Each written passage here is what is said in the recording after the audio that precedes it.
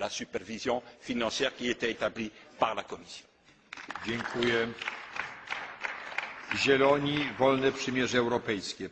Je vous remercie. Pour le groupe des Verts, je donne la parole à M. Cohn-Bendit. Président, chers collègues, je vais continuer un peu dans cette direction qu'a développée Guy Verhofstadt. Il est évident que pendant 4 mois, on a tergiversé. Il est évident qu'on s'est trompé. Il est évident qu'en tergiversant, on a donné une dynamique au marché et à la spéculation. Au moins que ceux qui sont responsables au Conseil le disent. Ils disent on est fautifs. C'est nous, c'est de notre faute. Madame Merkel, Monsieur Sarkozy, je ne sais pas comment ils s'appellent et je ne sais pas ce qu'ils font dans la vie, mais tout le monde pouvait lire ça dans les journaux que c'était à faire tout de suite. Premièrement. Deuxièmement, je voudrais quand même qu'on comprenne une chose. Ce que doit faire le gouvernement Papandréou est une chose presque impossible.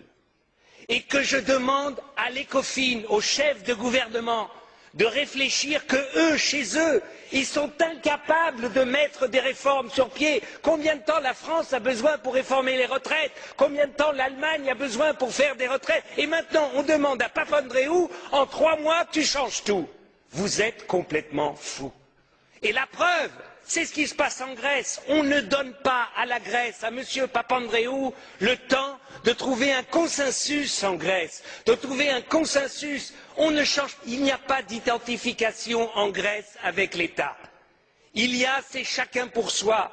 On peut le regretter, la responsabilité est partagée par des dizaines d'années de pratiques, de corruption des politiques en Grèce, mais il faut créer une cohésion. Il faut le faire, ça se ne décrète pas. Et vous allez voir en Espagne, si vous avez des problèmes, comment ça va se faire. Et ils vont voir au Portugal, s'il y a des problèmes, comment ça va se faire. Monsieur Barroso en sait quelque chose parce qu'il a perdu des élections comme ça. Donc, non, il n'a jamais perdu l'élection. Je veux dire par là que nous devons avoir un sens de la responsabilité. Et nous ne devons pas demander l'impossible. Moi, j'ai l'impression, il y a un temps, on entendait I want my money back. J'ai l'impression qu'au gouvernement, maintenant, on dit I want to make money on the back of the Greece. Parce que c'est ça aussi, quand on emprunte à 1,5 ou 3% et qu'on donne à la Grèce à 3, à 5 ou 6%, on fait de l'argent sur le dos de la Grèce. C'est intolérable. Et puis alors, l'Europe peut prendre des initiatives. Guy Verhofstadt a raison quand il a parlé d'un fonds monétaire européen, d'un fonds d'investissement et de solidarité pour lever un emprunt européen. Il faut changer les traités. Eh bien, ici, camarades, ici, dans ce Parlement, nous avons la possibilité de prendre une initiative pour changer les traités. N'attendons pas le Conseil, ils sont incapables de décider. Prenons l'initiative, une initiative commune de ce Parlement pour changer les traités, pour qu'enfin il y ait un fonds monétaire européen qui puisse justement s'attaquer à la spéculation. Nous pouvons le faire, yes we can. Let's do it.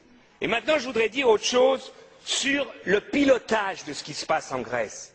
Je demande à la Commission d'associer la DG Emploi au pilotage, pour qu'on mesure aussi ce qui se passe en Grèce. Et je demande au Conseil de dire au FMI d'associer le Bureau international du travail au pilotage de ce qui se passe en Grèce. Parce que ce sont des êtres humains, il y a des problèmes d'emploi, il y a des salariés, et je trouve que ce n'est pas seulement la finance qui doit dicter, mais aussi la sécurité et les bureaux internationaux du travail ou la DG Emploi seraient un correctif à la folie des fois de ceux qui ne décident que sur la finance. Et puis, un dernier point.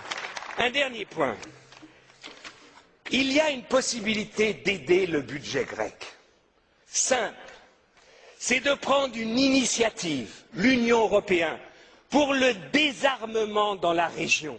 C'est-à-dire une initiative politique, Grèce, Turquie, pour le désarmement. C'est-à-dire une initiative politique que les troupes